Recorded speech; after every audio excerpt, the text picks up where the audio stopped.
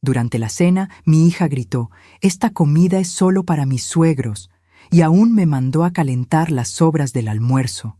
Estaba terminando de sazonar el pollo que había pasado 3 horas preparando cuando Carmen entró a la cocina. Del otro lado de la pared, escuchaba las voces de los suegros de mi yerno Luis, doña Socorro y don Rafael Hernández, que acababan de llegar y conversaban en la sala con mi yerno. «Mamá», me dijo Carmen jalándome hacia la esquina de la cocina, «esta comida es solo para mis suegros. Usted puede calentar las sobras del almuerzo para usted y comer aquí mismo». Mis manos temblaron sosteniendo la bandeja. El aroma de romero y ajo que me llenaba de orgullo ahora parecía asfixiarme. Después de usar los últimos ingredientes caros que había guardado especialmente para recibir a la familia de mi yerno, descubría que no era considerada digna ni de sentarme en la misma mesa.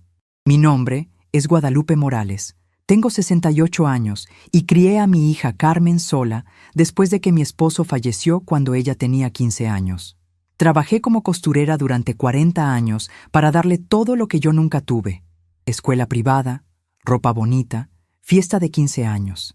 Vendí hasta mi máquina de coser antigua para ayudar con los gastos de su boda con Luis. Ellos se conocieron cuando Carmen tenía 25 años y se casaron 3 años después, cuando ella tenía 28. Hace 3 años, cuando Carmen sugirió que vendiera mi casita y contribuyera para la compra de su departamento, creí cuando me dijo que sería mejor para todos. Usé la mitad del dinero de la venta como enganche del inmueble, quedando como copropietaria. Qué ironía descubrir que mejor para todos significaba mejor para todos, menos para ti. Cargué la bandeja hasta la sala y serví a la familia en silencio. Socorro y Rafael me saludaron educadamente, pero percibí por las miradas que Carmen ya les había explicado mi posición en el departamento. «La comida está deliciosa», dijo Rafael.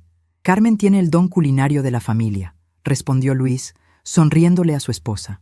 Carmen ni siquiera me corrigió. Aceptó el elogio por mi trabajo como si fuera natural. Regresé a la cocina, calenté las sobras frías del almuerzo en el microondas y comí sola, escuchando las risas que venían de la sala. En ese momento, algo helado bajó por mi columna vertebral. Supe que las cosas entre nosotras nunca más serían las mismas. Crecí en un pueblito cerca de Guadalajara, donde mi madre me enseñó que una mujer debe sacrificarse por su familia. «Guadalupe», me decía mientras me trenzaba el cabello antes de ir a la escuela, «una madre verdadera siempre pone a sus hijos primero». Esas palabras se grabaron tan profundo en mi corazón que se volvieron mi Biblia personal. Cuando mi esposo José murió en un accidente de trabajo, tenía 3 empleos diferentes. Lavaba ropa por las mañanas, cosía por las tardes y limpiaba oficinas por las noches. Todo para que Carmen no sintiera la ausencia de su padre en su bolsillo. Carmen era mi sol, mi luna, mi razón de existir. La veía estudiar hasta altas horas de la noche y yo me desvelaba también, planchando uniformes o preparando lonches especiales para que ella pudiera concentrarse en sus libros. Cuando se graduó de la preparatoria con honores, lloré de orgullo tanto que las otras madres pensaron que estaba triste. «Es que es mi única hija», les explicaba, «y lo ha logrado todo». No les decía que había vendido mi anillo de matrimonio para pagar la fiesta de graduación. Algunos sacrificios son demasiado íntimos para compartir. Cuando Carmen me presentó a Luis, un joven contador de familia acomodada, sentí que todos mis sacrificios habían valido la pena. Él era educado, trabajador, de buenas familias. Sus padres, Socorro y Rafael, tenían una pequeña empresa de materiales de construcción y una casa bonita en las lomas. No eran ricos, pero tenían estabilidad, algo que yo nunca pude dar a Carmen. Durante el noviazgo, Luis me trataba con respeto genuino. «Suegrita», me decía con cariño, «usted ha criado a una mujer excepcional». Esas palabras llenaban mi corazón de una forma que no sabía cómo explicar. La boda fue todo lo que Carmen había soñado. Vestido importado, salón elegante, mariachi de 12 músicos, banquete para 200 invitados. Yo había vendido la máquina de coser que había sido mi compañera de 40 años, la misma con la que había cosido vestidos para todas las niñas del barrio. También vendí algunas joyas que había heredado de mi madre y pedí un préstamo que tardé 2 años en pagar. Pero ver la felicidad en los ojos de Carmen cuando caminó hacia el altar valía cada peso que había gastado. Era mi hija, mi obra maestra, mi legado al mundo. Los primeros años de matrimonio fueron hermosos. Carmen y Luis me visitaban cada domingo para almorzar. Yo preparaba mole, chiles rellenos, frijoles de la olla, todo lo que a Carmen le gustaba desde niña. Luis alababa mi sazón, y Carmen se enorgullecía de tener una madre que cocinaba tan rico. Mi mamá es la mejor cocinera del mundo, le decía a su esposo, y él asentía con convicción. Esos domingos eran mi cielo en la tierra. Mi pequeña casa se llenaba de risas, de conversaciones sobre el trabajo de Luis, los planes de Carmen, los sueños que tenían juntos. Cuando Carmen me sugirió vender mi casa para ayudarles con el enganche de su departamento, no dudé ni un segundo. Mamá, me había dicho una tarde mientras tomábamos café en mi cocina. Luis y yo hemos encontrado el departamento perfecto, pero necesitamos más dinero para el enganche. Si usted vendiera esta casa y viviera con nosotros, todos ganaríamos. Usted no tendría que mantener una casa tan grande sola, y nosotros podríamos tener nuestro hogar. La lógica parecía perfecta. Yo ya tenía 65 años. Mantener una casa era cada vez más difícil, y la idea de vivir cerca de mi hija me emocionaba. La venta de mi casa se hizo rápido. Era una propiedad pequeña pero bien ubicada, y había subido de valor con los años. El dinero que obtuve fue exactamente lo que Carmen y Luis necesitaban para completar el enganche. Firmé los papeles del departamento como copropietaria, sintiendo que estaba invirtiendo en el futuro de mi familia. «Va a ser perfecto, mamá», me decía Carmen mientras caminábamos por el departamento vacío. «Usted va a tener su propio cuarto. Va a estar con nosotros. Vamos a ser una familia completa». Sus ojos brillaban con una felicidad que me contagiaba. El primer año viviendo con ellos fue como un sueño hecho realidad. Me levantaba temprano para preparar el desayuno antes de que se fueran al trabajo. Limpiaba la casa, hacía las compras, preparaba la cena. Cuando llegaban por las noches, encontraban todo perfecto. La casa ordenada, la ropa limpia, comida caliente esperándolos. «Mamá, usted es un ángel», me decía Carmen. «No sé qué haríamos sin usted». Yo me sentía útil, necesaria, parte de algo hermoso. Pero gradualmente, cosas pequeñas empezaron a cambiar. Carmen comenzó a hacer comentarios sobre mi forma de limpiar, de cocinar, de organizar las cosas. «Mamá, yo prefiero que los trastes se sequen solos», me decía cuando yo los secaba con el trapo. «Mamá, el detergente de la otra marca huele mejor», me sugería cuando hacía el mercado. «Mamá, creo que la sal está un poquito subida», comentaba sobre mi comida. Al principio pensé que era natural. Cada mujer tiene su manera de llevar su casa, y yo quería adaptarme para que Carmen se sintiera cómoda en su nuevo hogar. Con el tiempo, los comentarios se volvieron más frecuentes y más directos. «Mamá, por favor no use esa sartén para el pollo, se pega la comida». «Mamá, ¿podría no poner tanto jabón en la lavadora? Gasta mucha agua». «Mamá, creo que sería mejor si usted viera la televisión en su cuarto por las noches. Luis y yo necesitamos privacidad en la sala». Cada sugerencia era razonable individualmente, pero juntas formaban un patrón que me hacía sentir como una invitada no deseada en lugar de una copropietaria del lugar. Luis parecía no darse cuenta de estas dinámicas. Llegaba cansado del trabajo, cenaba lo que yo había preparado con agradecimiento genuino y se retiraba a ver televisión o a trabajar en su laptop.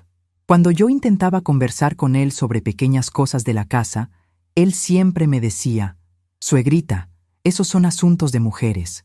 Carmen sabe lo que hace». No era malicioso, pero su indiferencia hacia los detalles de la convivencia diaria dejaba que Carmen tomara todas las decisiones sobre cómo debería ser mi vida en esa casa. Fue cuando las amigas de Carmen empezaron a frecuentar más la casa que sentí un cambio más pronunciado. Llegaban a almorzar, a tomar café, a platicar en la sala. Yo me retiraba a mi cuarto para no molestar, pero escuchaba sus conversaciones a través de las paredes delgadas. Hablaban de sus trabajos, sus maridos, sus planes de viaje, sus compras.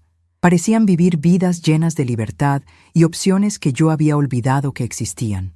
Una tarde, mientras doblaba la ropa en mi cuarto, escuché una conversación que me marcó profundamente. Una de las amigas de Carmen comentó que ella tenía suerte de tener una suegra que se ocupara de todo, que parecía una sirvienta gratuita.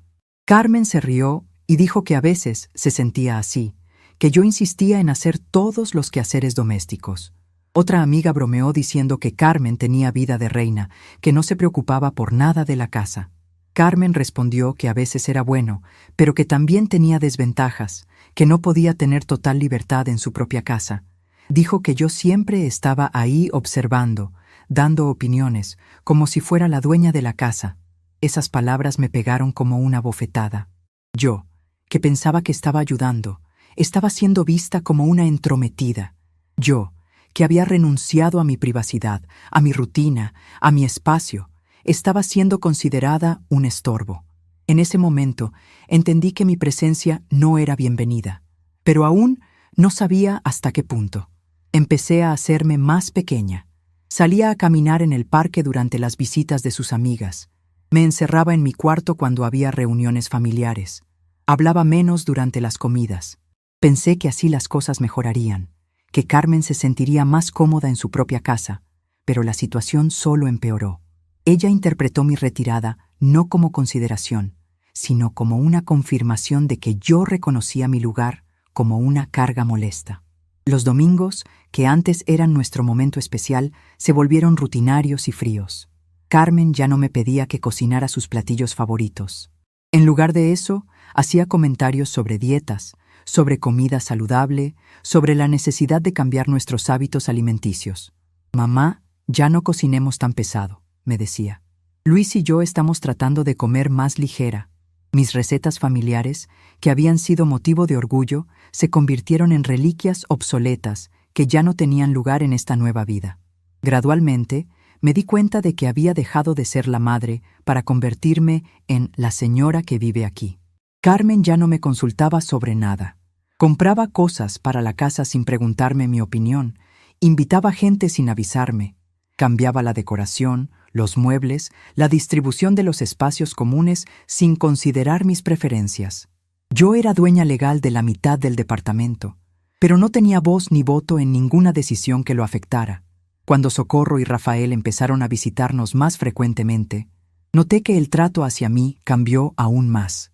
Carmen se esmeraba en recibirlos de la mejor manera posible, preparando comidas especiales, comprando vinos, arreglando la casa como si fueran visitas importantes. A mí me presentaba como mi mamá, que vive aquí con nosotros, nunca como copropietaria, nunca como una igual. Era como si mi estatus hubiera sido degradado de madre a mascota familiar, alguien que existe en el mismo espacio, pero en una categoría diferente. La primera vez que me excluyeron de una cena especial fue hace 6 meses. Los padres de Luis habían venido a celebrar su aniversario de bodas, y Carmen había preparado una cena elegante en el comedor. Cuando llegó la hora de servir, Carmen me dijo discretamente: «Mamá, ¿podría cenar en la cocina esta noche? Es que la mesa está un poco apretada y quiero que los papás de Luis estén cómodos». Esa noche comí sola en la cocina, escuchando las conversaciones alegres que venían del comedor, sintiendo por primera vez el sabor amargo de la exclusión. Esa exclusión se volvió un patrón. Cada vez que Socorro y Rafael venían a visitar, yo automáticamente sabía que mi lugar no estaba en la mesa principal. Carmen no lo decía de manera cruel, siempre encontraba justificaciones razonables. La mesa era muy pequeña, había preparado algo muy condimentado que yo no podía comer por la presión, había comprado vino y yo no tomaba alcohol. Todas excusas plausibles individualmente, pero que juntas formaban un mensaje claro. Yo no pertenecía a su círculo social. Anoche, cuando Carmen me anunció que Socorro y Rafael vendrían otra vez a cenar, yo automáticamente me preparé para cenar sola. Había comprado los ingredientes más caros que pude permitirme con mi pensión. Había pasado toda la tarde cocinando. Había puesto mi mejor esfuerzo en preparar una comida digna de la ocasión. Nunca imaginé que esa noche Carmen me humillaría de una manera que cambiaría todo para siempre. Cuando me dijo que la comida era solo para sus suegros, cuando me ordenó calentar las sobras del almuerzo para mí, algo profundo dentro de mi alma se rompió para siempre. No era solo el hambre, no era solo la humillación de comer sobras frías mientras otros disfrutaban de mi trabajo. Era la confirmación definitiva de que en la casa que yo había ayudado a comprar, con el dinero de la casa que había sido mi hogar durante 30 años, Yo no valía ni siquiera un plato de la comida que mis propias manos habían preparado. Mientras comía esas sobras frías en la cocina, escuchando las risas que venían de la sala, un pensamiento comenzó a formarse en mi mente con una claridad aterradora. Durante 68 años había puesto a otros antes que a mí misma. Durante 43 años había criado a Carmen sacrificando cada aspecto de mi propia vida. Durante 3 años había vivido como una extraña en mi propio hogar, aceptando migajas de respeto y llamándolo familia. Pero esa noche, mientras masticaba frijoles fríos y tortillas duras, entendí una verdad que me sacudió hasta los huesos. Nadie, ni siquiera tu propia hija, tiene derecho a robar tu dignidad. Pero lo que ellos no sabían era que esa humillación había despertado una fuerza que yo ni sabía que aún existía dentro de mí. Una fuerza que estaba a punto de cambiar todo. Después de que se fueron los suegros, Carmen vino hasta la cocina donde yo lavaba los platos. Después de que Socorro y Rafael se fueron, Carmen vino hasta la cocina donde yo lavaba los platos. Mamá, gracias por entender la situación. Los papás de Luis son personas muy importantes. Tienen una empresa grande. Es mejor evitar incomodidades, ¿verdad? Incomodidades. Como si yo fuera una vergüenza para la familia. Seguí lavando los platos sin responder, sintiendo cada palabra como un golpe en el pecho. Les encantó la cena. La próxima vez que vengan, hacemos igual. ¿Está bien? La próxima vez. Ya estaba planeando excluirme otra vez y esperaba que yo estuviera de acuerdo como una empleada obediente. Las memorias regresaron como una avalancha dolorosa. Carmen a los 18 años, llorando porque quería un vestido de graduación de la preparatoria caro que yo no podía comprar.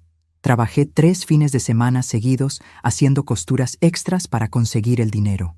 Carmen a los 22, recién graduada de la universidad pero sin trabajo, viviendo conmigo por 3 años hasta conseguir estabilidad económica.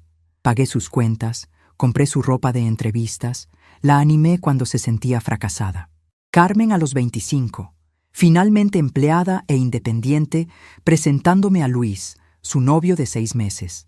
Cuando decidieron casarse 3 años después, usé todos mis ahorros para realizar la boda que ella soñaba. En cada memoria, yo dándome completamente, sacrificándome sin cuestionar. ¿Y dónde me trajo eso? A una cocina, comiendo sobras frías mientras otros disfrutaban del resultado de mi trabajo. Recordé vívidamente el día que Carmen me anunció que había sido aceptada en la Universidad Iberoamericana para estudiar Administración de Empresas. Era una universidad cara, privada, de prestigio. Mamá, me había dicho con los ojos brillando de emoción. Me aceptaron, pero la colegiatura es de 8,000 pesos el semestre. 8,000 pesos. En ese tiempo yo ganaba 3,000 pesos al mes cosiendo. Tendría que trabajar casi 3 meses completos solo para pagar un semestre de Carmen. Pero ver la felicidad en su rostro, ver cómo se imaginaba ya en esas aulas, rodeada de jóvenes brillantes, construyendo un futuro mejor que el mío, me hizo tomar una decisión sin dudar. Vamos a encontrar la manera, mija, le dije abrazándola. Tu educación es lo más importante. Esa noche, cuando Carmen se fue a dormir, me senté en mi mesa de la cocina con una libreta y una calculadora vieja, haciendo números hasta las 3 de la madrugada. Tendría que tomar trabajos adicionales. La señora Esperanza del edificio de enfrente necesitaba quien le planchara la ropa 2 veces por semana. Doña Rosario de la esquina quería que alguien le limpiara su casa los sábados. La familia Rodríguez había preguntado si conocía a alguien confiable para cuidar a sus gemelos de 5 años algunas tardes.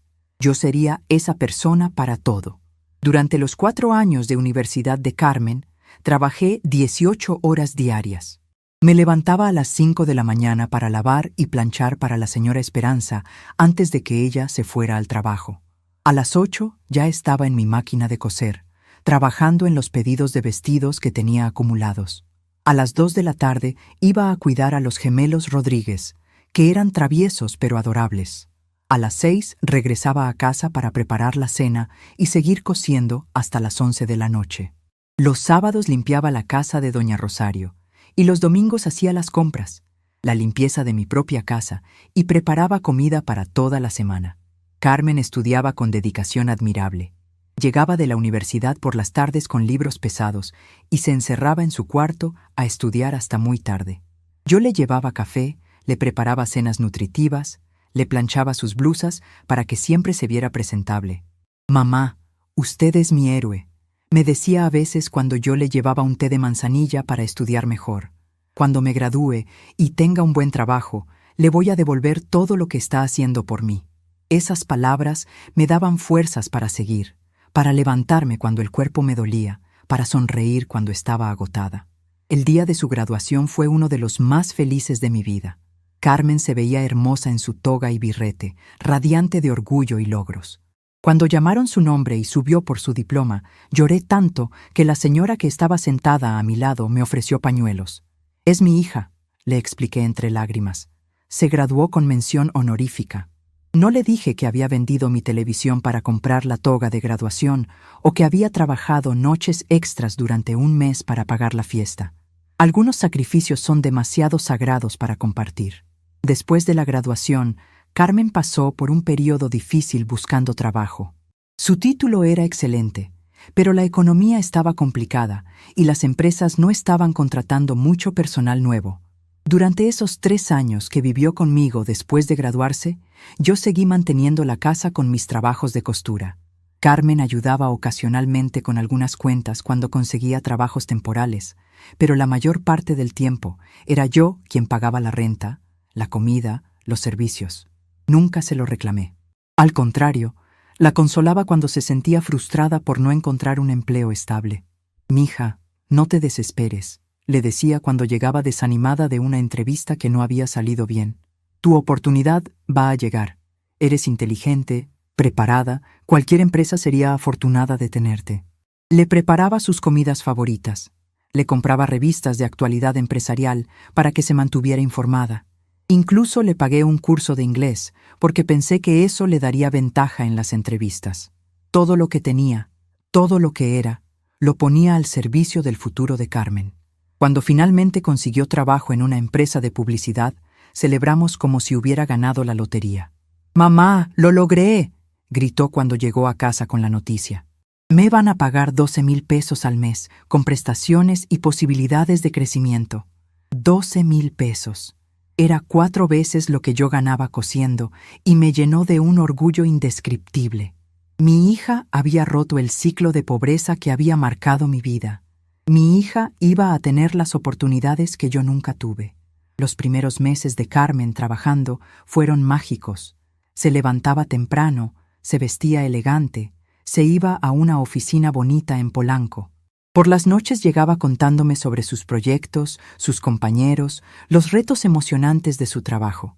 Yo seguía cosiendo, pero ahora con menos presión económica porque Carmen contribuía con algunos gastos de la casa. «Mamá», me decía los fines de semana, «déjeme invitarla a comer a un restaurante bonito. Usted se merece que la consientan». Esas salidas se convirtieron en nuestros momentos más preciados. Fue durante esos paseos dominicales que Carmen conoció a Luis. Habíamos ido a comer a un restaurante en la zona rosa cuando él se acercó a nuestra mesa. Era amigo de un compañero de trabajo de Carmen y había venido a saludarla. «¿Me permite presentarle a mi mamá?», le dijo Carmen con una sonrisa que yo no le había visto antes. Luis me saludó con una cortesía genuina que me impresionó. «Mucho gusto, señora. Carmen me ha hablado mucho de usted. Dice que es la mujer más trabajadora y cariñosa del mundo». Sus palabras me llegaron al corazón.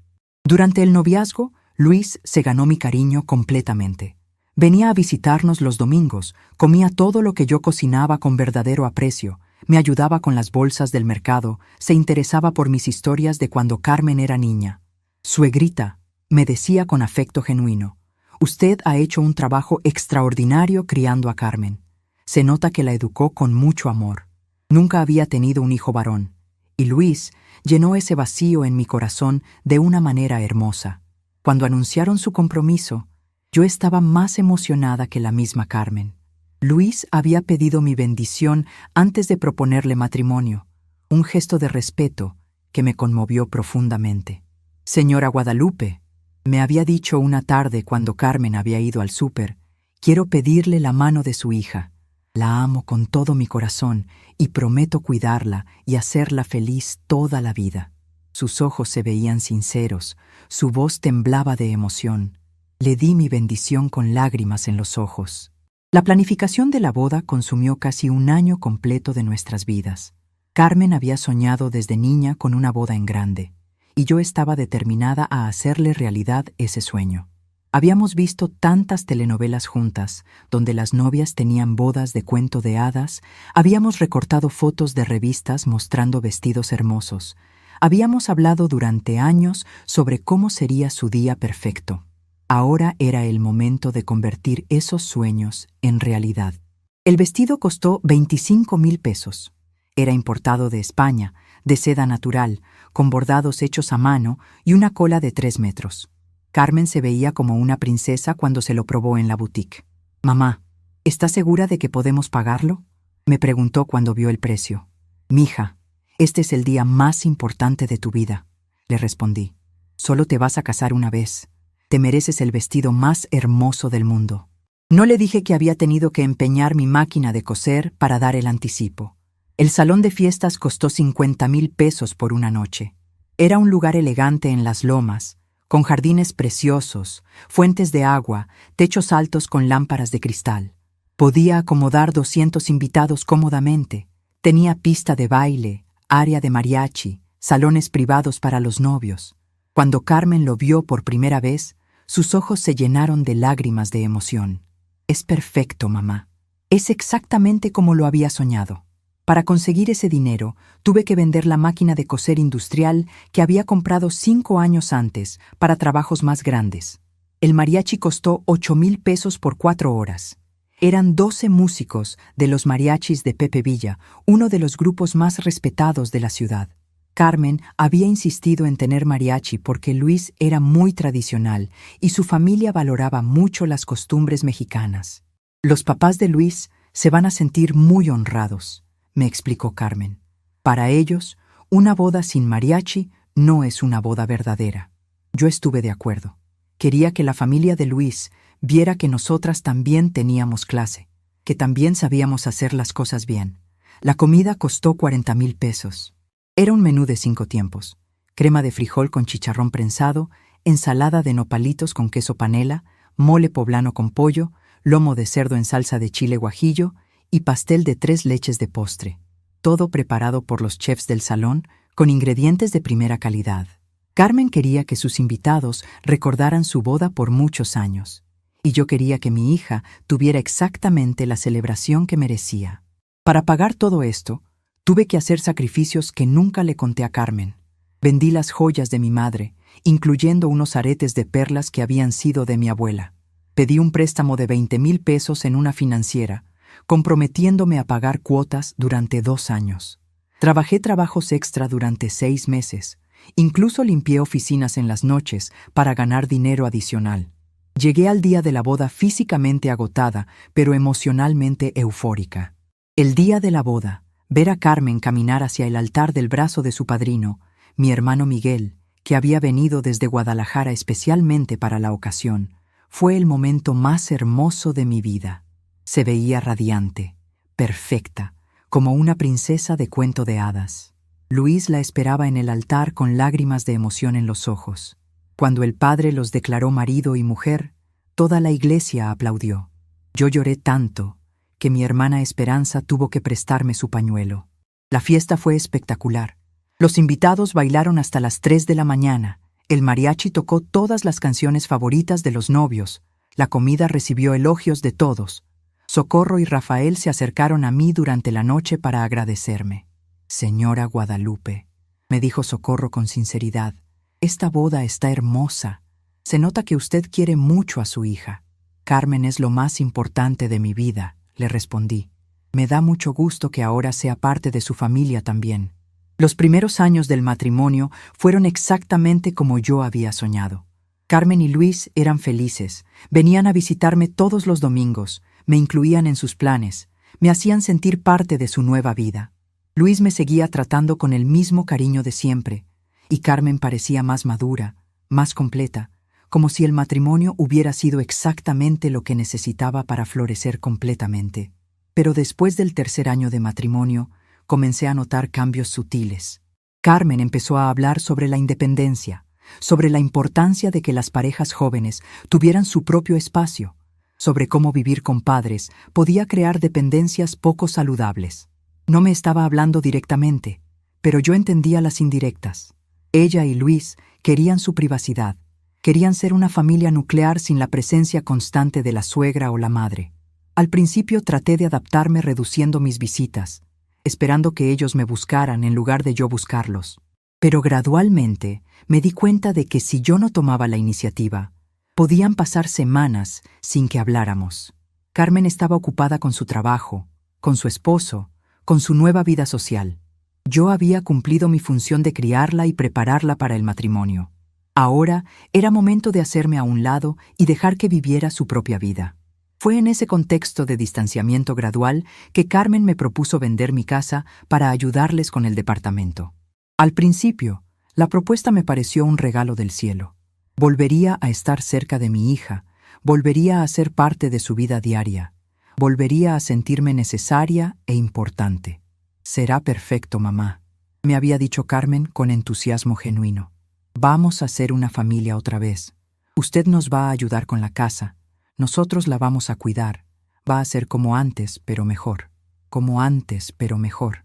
Esas palabras resonaron en mi mente durante meses después de mudarme con ellos. Al principio parecía cierto. Yo me sentía útil preparando las comidas, limpiando la casa, organizando todo para que ellos llegaran del trabajo a descansar. Carmen parecía agradecida por mi ayuda, y Luis me trataba con el mismo cariño de siempre. Pero gradualmente, como antes, pero mejor, se transformó en como antes, pero peor. En la mañana siguiente a la cena, con Socorro y Rafael, traté de conversar con Carmen mientras ella tomaba café corriendo antes de salir al trabajo. «Hija, sobre ayer...» Me sentí medio excluida. «¿Será que no podemos platicar sobre esto?» Ella ni siquiera levantó los ojos del celular. «Mamá, por favor, no compliques. No es nada personal. Es solo que ellos están más acostumbrados a otro nivel, ¿entiendes? Más acostumbrados a otro estándar. Acostumbrados a otro nivel». La palabra me pegó como un rayo, como si 40 años educándola, enseñándole buenos modales, comprando libros aunque faltara dinero para otras cosas, no hubieran valido nada. Como si yo fuera una pueblerina ignorante que avergonzaría a la familia. Esa noche, cuando todos estaban dormidos, me senté en mi cama y saqué una caja de zapatos que guardaba en mi closet. Adentro tenía fotos de Carmen desde bebé hasta su boda, cartas que me había escrito cuando era niña, dibujos que me había regalado, pequeños recuerdos de todos nuestros años juntas. Había una foto de cuando Carmen tenía 8 años, abrazándome después de una función de Día de las Madres en su escuela. Detrás de la foto, con su letra de niña, había escrito: «Para la mejor mamá del mundo, que me ama más que nadie. Te amo infinito, Carmen, infinito». Esa palabra me quebró el corazón. ¿Qué había pasado con ese amor infinito? ¿En qué momento se había convertido en tolerancia obligada? ¿Cuándo pasé de ser la mejor mamá del mundo a ser la vergüenza que había que esconder de las visitas importantes? Y en ese momento, sola en mi cuarto, rodeada de memorias de un amor que parecía haberse evaporado, algo dentro de mí finalmente se quebró para siempre. Pasé 2 semanas observando en silencio. Pasé 2 semanas observando en silencio. Carmen y Luis salían temprano al trabajo y regresaban por la noche esperando encontrar el departamento arreglado, la ropa lavada, la cena lista. Yo era invisible para ellos, excepto cuando necesitaban algo. «Mamá, ¿dónde está mi blusa azul?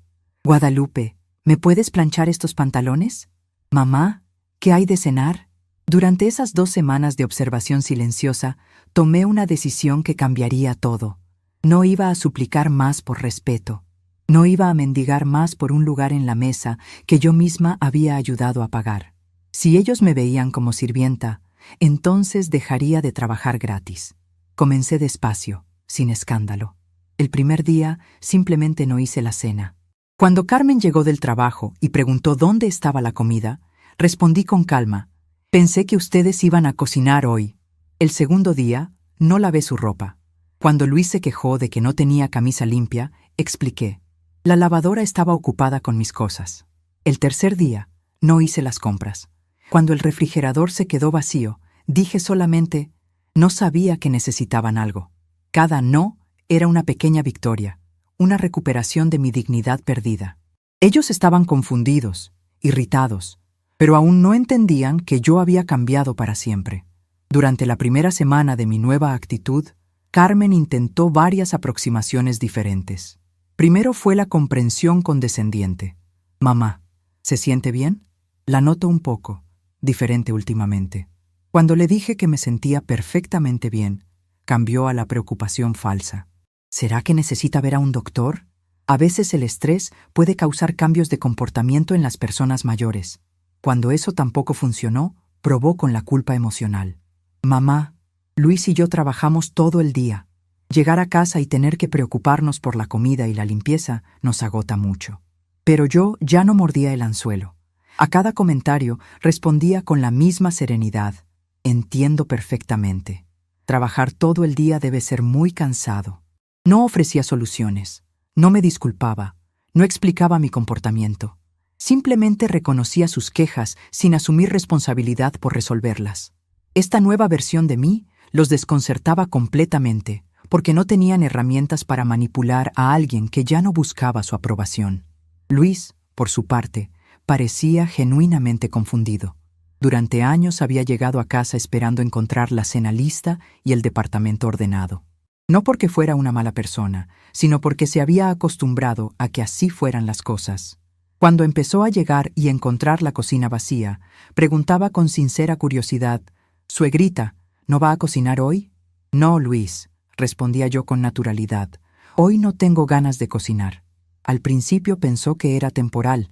Tal vez me sentía mal o tenía algún problema. Pero cuando la situación se prolongó, comenzó a entender que algo fundamental había cambiado. Durante esos días, aproveché para hacer llamadas discretas. Primero llamé a mi hermana Esperanza, que vivía en Coyoacán con su esposo Miguel. Les conté una versión resumida de lo que estaba pasando, sin dramatizar, pero siendo honesta sobre mi situación. «Guadalupe», me dijo Esperanza con indignación, «no puedo creer que Carmen te esté tratando así, después de todo lo que sacrificaste por ella». Miguel, que siempre había sido un hombre de pocas palabras, pero mucha sabiduría, me dijo algo que se me quedó grabado.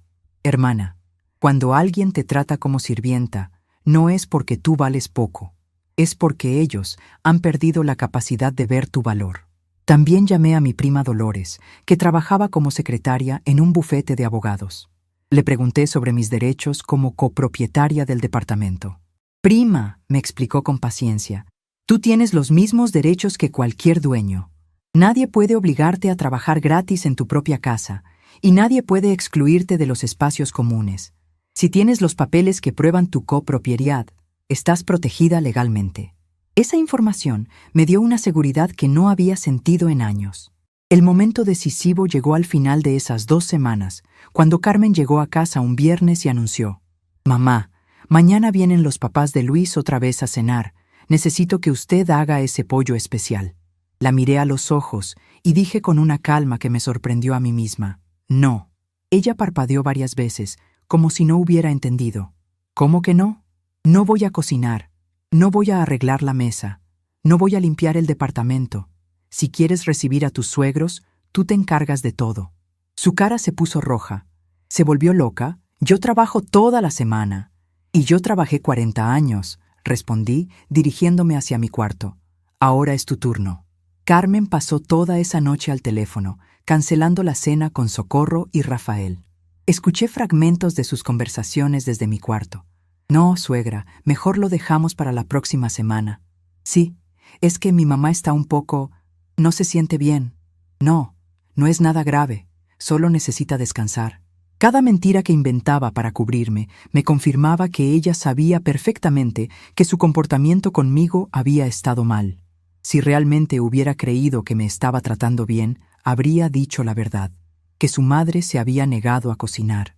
El sábado por la mañana, Carmen intentó una aproximación diferente. Se sentó conmigo en la mesa de la cocina con 2 tazas de café y una expresión que supongo ella creía maternal. «Mamá, creo que necesitamos hablar. Últimamente la veo muy... rebelde. ¿Hay algo que la esté molestando?» Su uso de la palabra rebelde Me divirtió. Como si una mujer de 68 años que se negaba a trabajar gratis fuera una adolescente desafiante. No estoy rebelde, Carmen. Estoy cansada. ¿Cansada de qué, mamá? Cansada de ser invisible. Cansada de comer sobras mientras otros disfrutan de mi comida. Cansada de que me traten como sirvienta en la casa que yo ayudé a comprar. Carmen suspiró con la paciencia exagerada de alguien que cree estar lidiando con una persona irracional. Mamá, nadie la trata como sirvienta. Usted vive aquí. Contribuye con los quehaceres domésticos. Es normal. Todas las familias funcionan así. ¿Todas las familias excluyen a sus madres de las cenas especiales? Eso fue solo para que los papás de Luis estuvieran cómodos. No tiene que ver con usted. Tiene todo que ver conmigo, Carmen. Y de ahora en adelante va a ser diferente. Carmen me miró con una mezcla de incredulidad y molestia. ¿Diferente cómo? Diferente en que ya no voy a pretender que esta situación me parece bien. Diferente en que no voy a trabajar gratis para personas que no me respetan. Diferente en que voy a comportarme como lo que soy, copropietaria de esta casa, no empleada doméstica. Esa conversación marcó el inicio de una guerra silenciosa que se prolongaría durante las siguientes semanas. Carmen intentó todas las tácticas imaginables para hacerme volver a mi rol anterior. Primero probó con el chantaje emocional. Mamá, Luis y yo estamos pasando por un momento muy estresante en el trabajo. Necesitamos su apoyo ahora más que nunca. Cuando eso no funcionó, intentó la culpa familiar. ¿Qué va a pensar la familia de Luis de nosotros si ven que la casa está desordenada? Finalmente, recurrió a las amenazas veladas. Mamá, si usted no puede adaptarse a vivir aquí, tal vez necesitemos buscar otras opciones. Pero yo ya había pasado el punto de no regreso. Cada táctica que Carmen usaba solo confirmaba lo que yo había comenzado a sospechar, que durante años había estado permitiendo que me manipularan emocionalmente. Me había convertido en una experta en leer entre líneas, en interpretar suspiros, en anticipar necesidades que nadie me había pedido que cumpliera. Había construido toda mi identidad alrededor de ser indispensable, y cuando dejé de serlo, descubrí que no sabían cómo relacionarse conmigo. Durante esas semanas de tensión, comencé a hacer planes más concretos. Llamé a varias casas de renta en la zona para preguntar precios y disponibilidad. La mayoría estaban fuera de mi presupuesto con mi pensión, pero encontré algunas opciones modestas que podrían funcionar. También investigué mis opciones legales para vender mi parte del departamento. Descubrí que, como copropietaria, tenía derecho a vender mi participación incluso si Carmen no estaba de acuerdo, aunque ella tendría derecho de preferencia para comprarla.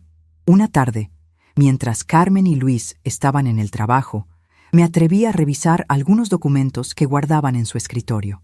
No estaba espiando por maldad, sino porque necesitaba entender mejor la situación financiera de la casa para tomar decisiones informadas.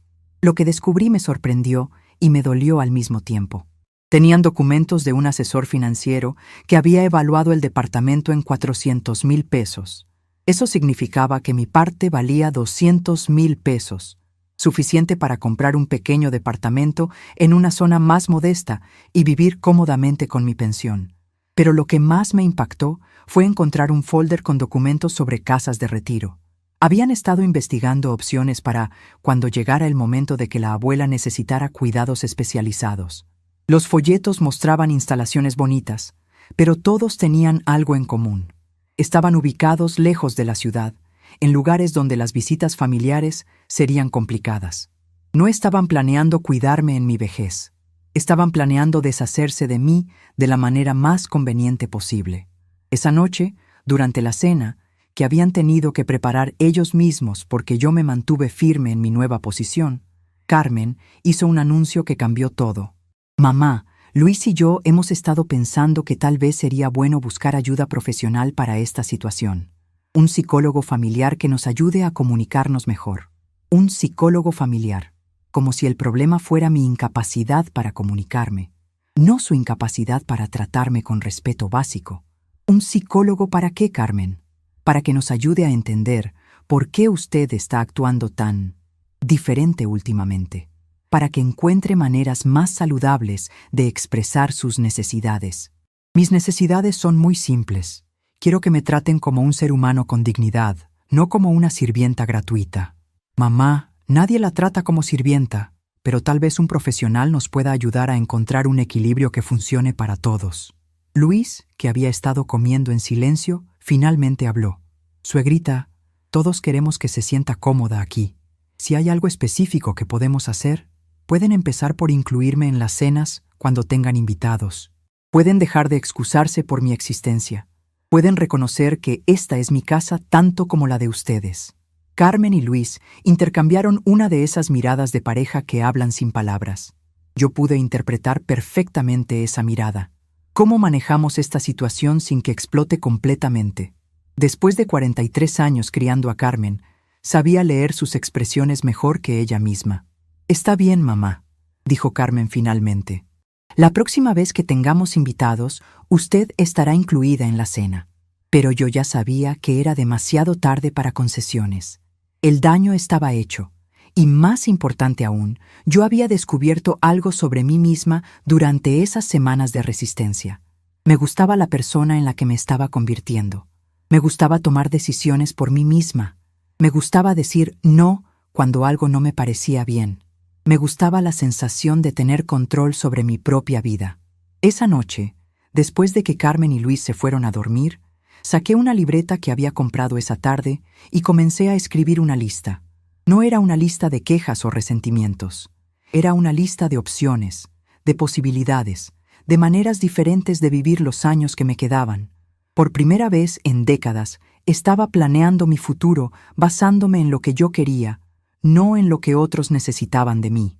La primera opción era quedarme y establecer límites claros sobre mi rol en la casa. Dejaría de ser la sirvienta no remunerada y me convertiría en una verdadera copropietaria con derechos y responsabilidades equitativas. La segunda opción era vender mi parte del departamento y usar ese dinero para comprar mi propio lugar, recuperando la independencia que había perdido 3 años atrás. La tercera opción, la más radical, era vender mi parte y usar el dinero para hacer algo completamente diferente con mi vida, algo que nunca había considerado porque siempre había estado definida por mi rol como madre y abuela. Mientras escribía esas opciones, me di cuenta de que por primera vez en años me sentía emocionada por el futuro. No ansiosa, no preocupada, sino genuinamente emocionada por las posibilidades que se abrían ante mí. Carmen había querido cambiar las reglas del juego para convertirme en una pieza menor en su vida, pero al hacerlo, me había liberado para considerar un juego completamente diferente. Al día siguiente, domingo por la mañana, me levanté más temprano que de costumbre y preparé desayuno solo para mí. Café negro, huevos revueltos con jamón, jugo de naranja natural, pan tostado con mermelada. Me senté en la mesa del comedor, no en la cocina como había estado haciendo durante meses, y desayuné leyendo el periódico. Cuando Carmen y Luis se levantaron, encontraron la cocina limpia pero vacía de comida preparada para ellos.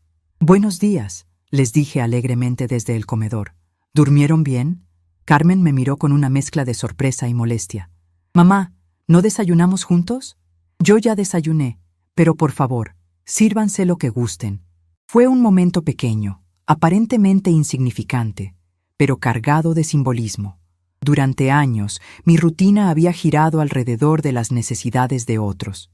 Me levantaba pensando en qué preparar para Carmen y Luis. Me acostaba asegurándome de que todo estuviera listo para el día siguiente. Ese domingo marqué una nueva rutina centrada en mis propias necesidades y deseos. Durante las siguientes semanas, desarrollé una nueva versión de mí misma que me sorprendía día tras día. Empecé a salir por las tardes a caminar por el parque, algo que no había hecho en años. Me inscribí en un taller de tejido en el centro comunitario del barrio. Comencé a leer libros que había querido leer pero nunca había tenido tiempo. Redescubrí el placer de hacer cosas simplemente porque me daban gusto, no porque fueran útiles para otros. Carmen observaba estos cambios con una mezcla de preocupación y resentimiento. «Mamá, ¿desde cuándo le gusta caminar tanto?» «Siempre me gustó, Carmen. Solo que nunca había tenido tiempo. ¿Y el taller de tejido? Es muy relajante. Estoy haciendo amigas nuevas». Cada respuesta mía era simple y directa, sin la necesidad de justificarme o pedir permiso que había caracterizado mis interacciones con ella durante años. Pero el cambio más significativo no era lo que estaba haciendo, sino cómo me sentía haciéndolo. Por primera vez en décadas me levantaba por las mañanas emocionada por el día que tenía por delante. No porque fuera a hacer algo extraordinario, sino porque cada día era mío para decidir. Podía desayunar cuando quisiera, ver los programas de televisión que me gustaran, decidir si tenía ganas de cocinar o prefería comer algo simple, pequeñas libertades que había olvidado que existían. Y cuando llegó el momento de la siguiente cena con Socorro y Rafael, ellos descubrieron que yo hablaba completamente en serio. La segunda cena con los suegros fue un desastre completo.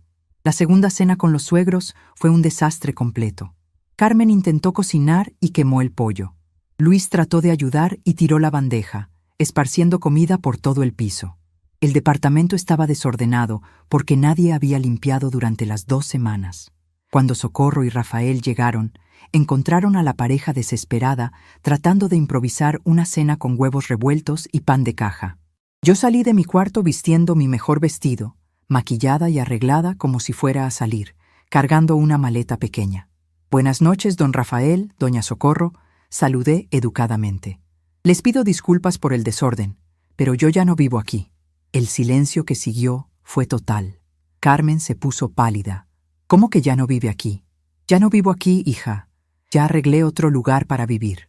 Saqué los documentos que había preparado durante esas semanas y se los entregué.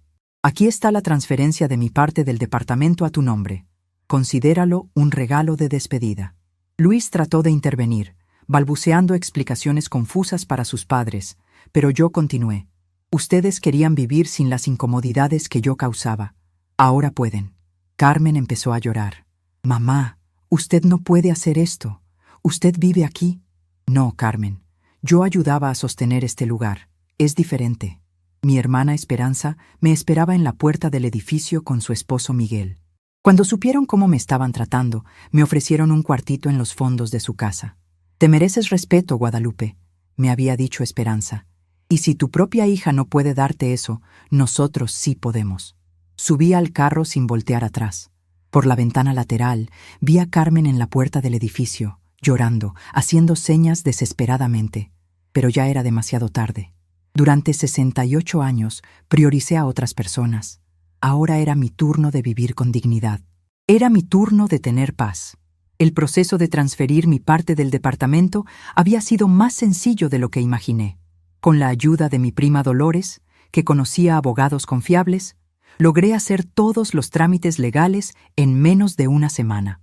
Carmen era la beneficiaria natural como mi hija, y aunque técnicamente tenía que aceptar la transferencia, la presión social de rechazar un regalo de su madre la obligó a firmar los documentos. 200,000 pesos era mucho dinero para regalar, pero mi libertad no tenía precio. Los primeros días en casa de Esperanza y Miguel fueron de ajuste emocional intenso. Me despertaba por las mañanas olvidando dónde estaba, esperando automáticamente escuchar los sonidos de Carmen y Luis preparándose para el trabajo.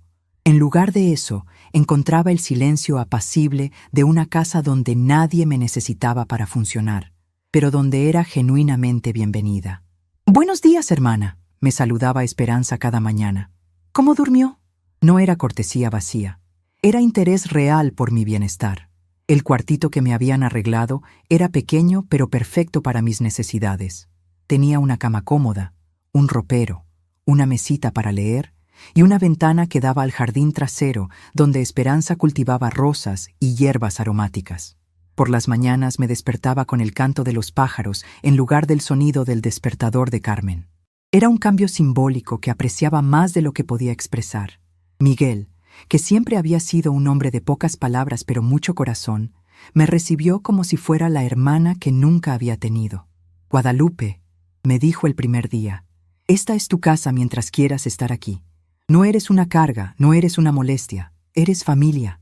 Sus palabras me llenaron los ojos de lágrimas porque hacía tanto tiempo que no me sentía como familia verdadera, sino como una obligación que otros tenían que soportar. Carmen intentó contactarme múltiples veces durante la primera semana. Llamadas que no contesté, mensajes que Esperanza recibía y no me pasaba, cartas que dejé sin abrir. Una vez apareció llorando en la puerta de la casa de mi hermana, arrodillándose en el portón, pidiendo perdón, diciendo que se había dado cuenta de su error. Pero yo la observé por la ventana sin abrir la puerta. Había aprendido que quien humilla una vez puede humillar de nuevo cuando la situación se pone difícil. Esperanza me contó después los detalles de esa visita. Carmen estaba desesperada, Guadalupe. Decía que se había dado cuenta de lo mucho que dependían de ti, que no sabían cómo manejar la casa sin tu ayuda. Me preguntó si sabía cuándo ibas a regresar. Mi hermana, que me conoce desde la infancia, entendía perfectamente mi decisión. Le dije que no era cuestión de regresar o no regresar. Era cuestión de que ustedes habían roto algo que tal vez no se podía reparar. Durante esas primeras semanas de libertad, comencé a experimentar emociones que había olvidado que existían. La primera fue el alivio profundo de no tener que anticipar las necesidades de otros constantemente. No tenía que preocuparme por qué cocinar para la cena, si había suficiente comida en el refrigerador, si la ropa estaba limpia, si la casa estaba ordenada para posibles visitas. Por primera vez en décadas, mis pensamientos matutinos se centraban en qué quería hacer yo ese día. La segunda emoción fue la curiosidad sobre mí misma. ¿Quién era Guadalupe Morales cuando no estaba definida por su rol de madre, suegra, ama de casa? Empecé a explorar esa pregunta de maneras pequeñas pero significativas.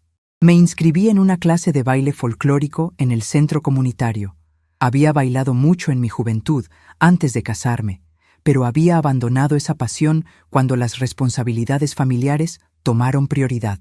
Volver a mover mi cuerpo al ritmo de la música mexicana me conectó con una parte de mí que había estado dormida durante 40 años. También comencé a escribir. Esperanza me regaló un cuaderno bonito y me sugirió que escribiera sobre mi experiencia. Tal vez le sirva a otras mujeres que están pasando por lo mismo, me dijo. Al principio escribía solo para mí, pero gradualmente me di cuenta de que mi historia no era única. Había miles de mujeres mayores que habían sacrificado todo por sus familias, solo para descubrir que sus sacrificios se daban por sentado, o peor aún, se veían como cargas molestas. En el centro comunitario conocí a otras mujeres de mi edad que habían tomado decisiones similares. Estaba doña Amparo, que a los 70 años había decidido vender su casa y mudarse a un departamento pequeño después de que sus hijos adultos la trataran como niñera gratuita de tiempo completo.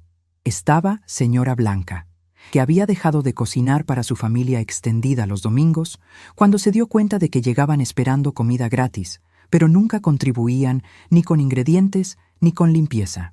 Es curioso, comentó doña Amparo durante una de nuestras pláticas después de la clase de baile, cómo nos enseñaron que amar a la familia significaba desaparecer por ellos, pero nadie nos enseñó que también tenemos derecho a existir como personas individuales. Sus palabras resonaron profundamente en mí, porque capturaban exactamente lo que había estado sintiendo, pero no había podido articular. Después de un mes viviendo con Esperanza y Miguel, recibí una visita inesperada. Luis apareció en la casa una tarde de domingo, solo, sin Carmen. Se veía nervioso, incómodo, pero determinado a hablar conmigo. Esperanza me preguntó si quería recibirlo, y después de pensarlo, decidí que sí. Tenía curiosidad por escuchar qué tenía que decir. Suegrita, comenzó Luis con voz temblorosa, vine a pedirle perdón. Se sentó en el sillón de la sala como si tuviera miedo de estar ahí. Carmen y yo nos dimos cuenta de lo mal que la tratamos. No teníamos derecho de hacerla sentir como si fuera una carga. Sus palabras sonaban sinceras, pero yo había aprendido a distinguir entre remordimiento genuino y manipulación emocional disfrazada de disculpa. Luis, le dije con calma, agradezco que hayas venido a hablar conmigo, pero necesito que entiendas algo. No estoy enojada con ustedes. Estoy en paz con mi decisión. Pero suegrita, la casa no es lo mismo sin usted. Carmen ella está muy mal. Se da cuenta de todo lo que usted hacía, de lo mucho que dependíamos de su ayuda. Quiere pedirle perdón, pero tiene miedo de que usted no la perdone. ¿Carmen tiene miedo de que no la perdone o tiene miedo de que no regrese a cocinar y limpiar gratis? Luis se quedó callado, probablemente porque mi pregunta había dado en el blanco. Las dos cosas, admitió finalmente. Pero más lo primero. Ella entiende que la lastimó y eso la está comiendo por dentro. Luis, Durante 43 años mi mundo giró alrededor de Carmen. Trabajé múltiples empleos para darle una educación universitaria. Gasté todos mis ahorros en su boda. Vendí mi casa para ayudarles con el departamento. Y durante 3 años viví como una extraña en mi propia casa, aceptando migajas de respeto. ¿En qué momento durante todo ese tiempo Carmen se preocupó por si yo estaba bien, por si yo era feliz, por si yo tenía sueños propios? Luis no tenía respuesta porque la respuesta era obvia. Nunca. Carmen nunca se había preguntado si yo estaba bien porque había asumido que mi felicidad consistía automáticamente en servirla a ella. Entiendo que ustedes extrañen mi ayuda, continué. Entiendo que sea difícil manejar una casa trabajando tiempo completo. Pero esos son problemas de ustedes para resolver, no responsabilidades mías para cargar. ¿Qué podemos hacer para reparar esto? Nada, Luis. Algunas cosas no se reparan. Se aprende de ellas y se sigue adelante. Luis se fue esa tarde con una expresión de derrota que me dio un poco de lástima, pero no suficiente para cambiar mi decisión. Era un buen hombre que había caído en la dinámica cómoda de tener una suegra que resolviera todos los aspectos domésticos de su vida. Pero la comodidad de unos no justifica la invisibilidad de otros. 2 semanas después, recibí otra visita inesperada. Socorro y Rafael aparecieron en casa de Esperanza una tarde, pidiendo hablar conmigo. Mi hermana me preguntó si quería recibirlos, y mi curiosidad ganó sobre mi reluctancia. Querían saber qué había pasado exactamente, porque Carmen y Luis les habían dado versiones confusas sobre mi partida. Señora Guadalupe, comenzó Socorro con genuina preocupación. Carmen nos dijo que usted decidió mudarse, pero no entendemos por qué. Nosotros siempre la tratamos con respeto cuando íbamos a visitarlos. Ustedes sí me trataron con respeto, confirmé. El problema no era con ustedes. El problema era que mi propia hija consideraba que yo no era digna de sentarme en la misma mesa cuando ustedes venían de visita. Socorro y Rafael intercambiaron miradas de sorpresa genuina. ¿Cómo dice? Les conté sobre las cenas separadas, sobre cómo Carmen me pedía que comiera en la cocina cuando ellos venían de visita, sobre cómo me servía sobras frías mientras otros disfrutaban de la comida que yo había preparado. Vi cómo sus expresiones cambiaban de confusión a horror. Señora Guadalupe, dijo Rafael con indignación, nosotros nunca pedimos que usted fuera excluida. Nosotros nunca supimos que eso estaba pasando. Lo sé. Carmen tomó esa decisión sola, basándose en lo que ella creía que ustedes esperaban. Socorro se veía visiblemente molesta. Si hubiéramos sabido que Carmen la estaba tratando así, habríamos dicho algo. Eso está muy mal. Agradezco que me digan eso, respondí sinceramente. Pero el daño ya está hecho. ¿No hay manera de que regrese? Podríamos hablar con Carmen, explicarle que nosotros nunca... Socorro, el problema no era ustedes. El problema era que mi hija había llegado al punto de avergonzarse de mí. Y una vez que llegas a ese punto, es muy difícil regresar. Se fueron esa tarde prometiendo hablar seriamente con Carmen y Luis sobre el respeto familiar. No sé si cumplieron esa promesa, pero aprecié su indignación genuina por mi situación. 3 meses después de mudarme con Esperanza, finalmente me sentí lista para tener una conversación directa con Carmen. Le pedí a mi hermana que la invitara a tomar café un sábado por la tarde. Carmen llegó nerviosa, esperanzada, probablemente pensando que finalmente había llegado el momento de la reconciliación que permitiría que todo volviera a ser como antes. Hija, comencé cuando estuvimos sentadas en el jardín de Esperanza. Quiero que sepas que no te odio. No estoy enojada contigo, pero tampoco voy a regresar a vivir contigo. Carmen comenzó a llorar inmediatamente. Mamá, por favor, entiendo que cometí errores. Puedo cambiar. Podemos hacer que funcione.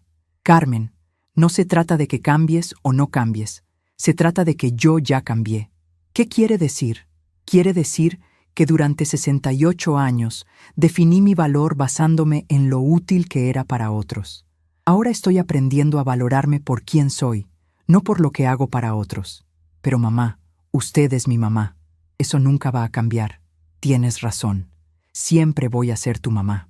Pero ya no voy a ser tu empleada doméstica gratuita. Ya no voy a ser la persona que se esconde cuando tienes visitas importantes. Ya no voy a aceptar sobras mientras otros disfrutan de mi trabajo. Carmen lloró durante toda esa conversación, pero yo me mantuve serena. Había encontrado una paz interior que no había sentido en décadas. No era una paz basada en la resignación o la amargura. Era una paz basada en la autoaceptación y el autorrespeto. ¿Nunca me va a perdonar? Ya te perdoné, Carmen. Pero perdonar no significa regresar a una situación que me lastimaba. ¿Podemos al menos mantener contacto? ¿Podemos vernos de vez en cuando? Por supuesto, pero va a ser diferente. Nos vamos a ver como dos adultas que se respetan mutuamente, no como madre útil y hija necesitada. 6 meses después, Carmen y yo hemos desarrollado una relación nueva. Nos vemos cada 15 días para almorzar en un restaurante. Ella paga su comida, yo pago la mía. Hablamos como amigas, compartimos noticias sobre nuestras vidas, pero ya no existe la dinámica de dependencia que había caracterizado nuestra relación durante décadas. Carmen está aprendiendo a manejar su casa sin ayuda externa. Ha contratado una señora que viene a limpiar 2 veces por semana, y ella y Luis se han repartido las responsabilidades de cocinar. Me cuenta que al principio fue difícil, pero que gradualmente han encontrado un ritmo que funciona. Más importante aún, me dice que han aprendido a valorar el trabajo doméstico de una manera que nunca habían hecho antes. Mamá, me dijo durante uno de nuestros almuerzos recientes, no tenía idea de cuánto trabajo era mantener una casa funcionando. Ahora entiendo por qué usted estaba siempre ocupada. Y ahora yo entiendo por qué es importante que cada persona contribuya equitativamente al lugar donde vive. Ellos querían que yo desapareciera como problema. Entonces, fue exactamente lo que hice. Desaparecí como problema y aparecí como persona independiente, con dignidad propia y vida propia. 6 meses después, despierto todas las mañanas en mi pequeño hogar. 6 meses después, despierto todas las mañanas en mi pequeño hogar, en los fondos de la casa de Esperanza y Miguel. Es un espacio sencillo, un cuarto, una salita, una cocina compacta y un pequeño jardín donde cultivo albahaca y rosas. Por primera vez en décadas, tomo mi café de la mañana en paz, sin prisa, sin nadie quejándose de que el pan está muy tostado o que olvidé el azúcar.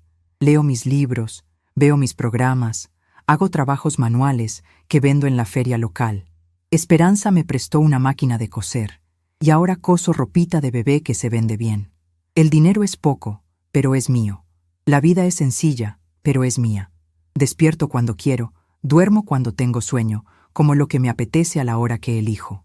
Carmen trató de buscarme varias veces. Llamadas que no contesto, mensajes que Esperanza recibe y no me pasa, cartas que dejo sin abrir. Una vez apareció aquí llorando, arrodillándose en el portón, pidiendo disculpas, diciendo que se había dado cuenta del error. Pero yo la observé por la ventana sin abrir la puerta. Aprendí que quien humilla una vez puede humillar de nuevo cuando la situación se pone difícil. No siento coraje hacia ella. Siento una serenidad profunda, la paz de quien finalmente entendió que el amor propio no es egoísmo. Es supervivencia. Es dignidad. Es elegir estar donde te valoran en lugar de suplicar por migajas de afecto donde solo eres tolerada. Ayer, Esperanza me contó las novedades que una vecina trajo. Carmen está pasando dificultades. Sin nadie para cuidar el departamento, ella y Luis pelean constantemente. Los suegros no han vuelto después de aquella cena desastrosa. El departamento vive desordenado y ella anda agotada tratando de compaginar trabajo y casa. Mandó preguntar si no quieres regresar, me dijo Esperanza delicadamente. Yo sonreí y seguí regando mis rosas. Dile que estoy bien donde estoy. Y es la más pura verdad. Estoy bien, estoy en paz. Estoy finalmente viviendo para mí misma. Mi rutina diaria se ha convertido en un ritual de autodescubrimiento que disfruto profundamente. Me levanto a las 7 de la mañana, no porque alguien me necesite despierta, sino porque es la hora en que mi cuerpo naturalmente quiere despertar. Preparo mi café exactamente como me gusta. Fuerte, con un poquito de canela, en la taza de cerámica azul que compré en el mercado de artesanías del centro, 2 centímetros. Me siento en mi pequeña terraza, rodeada de las plantas que he ido coleccionando, y leo el periódico mientras escucho el canto de los pájaros que anidan en el árbol de limón del jardín de mis hermanos. Los martes y jueves voy a la clase de baile folclórico en el centro comunitario. Doña Amparo y señora Blanca se han convertido en amigas queridas que entienden mi jornada porque han recorrido caminos similares. Bailamos danzón, zapateado, jarabe tapatío, recordando movimientos que nuestros cuerpos guardaban desde la juventud. Es increíble, comenta señora Blanca mientras nos cambiamos los zapatos después de clase. Cómo el cuerpo recuerda la alegría cuando le das permiso de sentirla otra vez.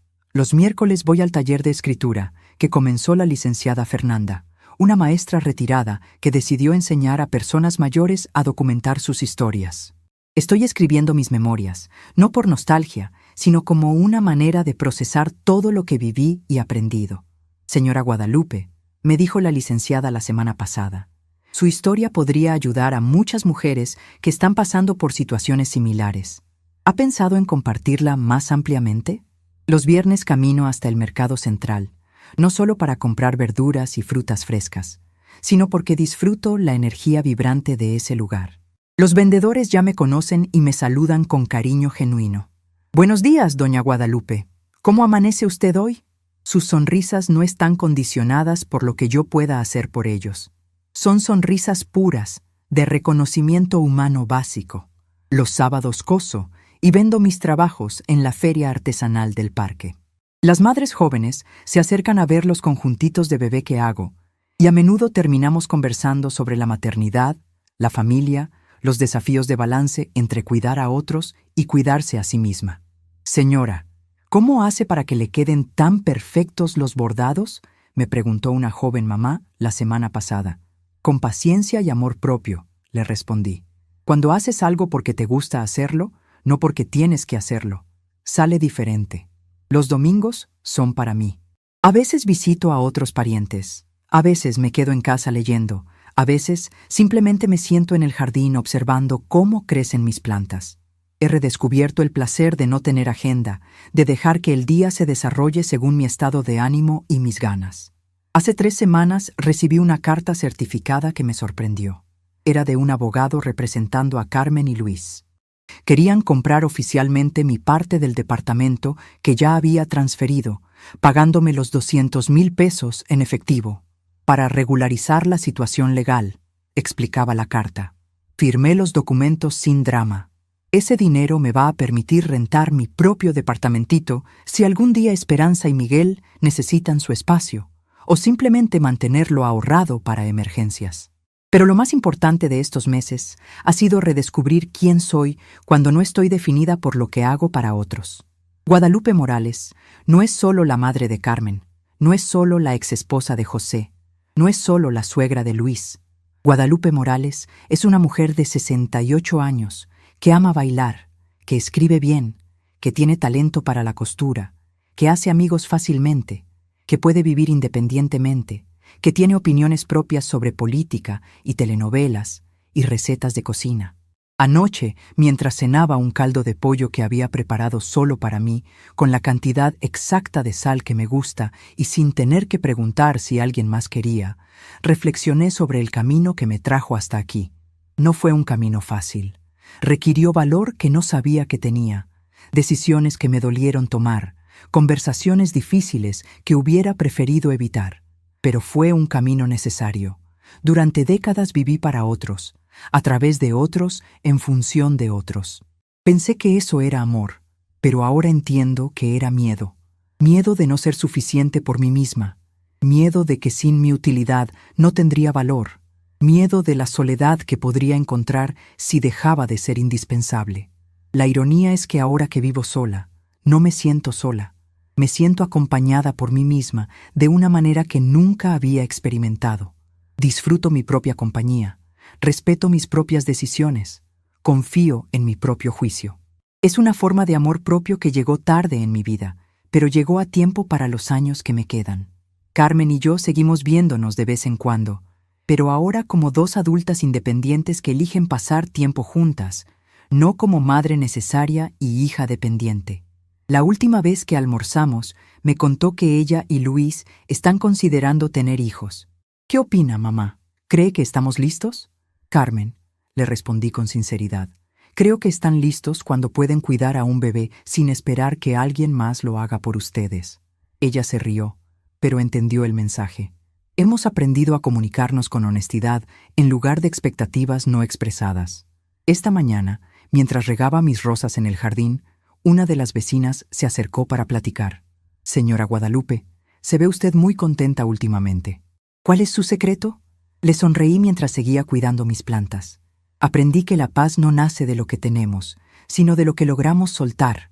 La vecina asintió pensativa, y seguimos conversando sobre jardines y plantas, sobre pequeñas cosas que en otros tiempos habría considerado triviales, pero que ahora reconozco como los bloques fundamentales de una vida plena. Cuando terminé de regar, entré a mi casita, preparé mi té de manzanilla de la tarde y me senté frente al cuaderno donde escribo mis memorias. Con el corazón tranquilo escribí: algunos vínculos son como hojas en otoño, hermosos mientras duran, pero libres cuando necesitan caer. A veces, el mayor comienzo es el silencio que una elige mantener. Estamos curiosos para saber hasta dónde llegó esta historia. ¿Desde dónde nos están viendo? Comenten abajo.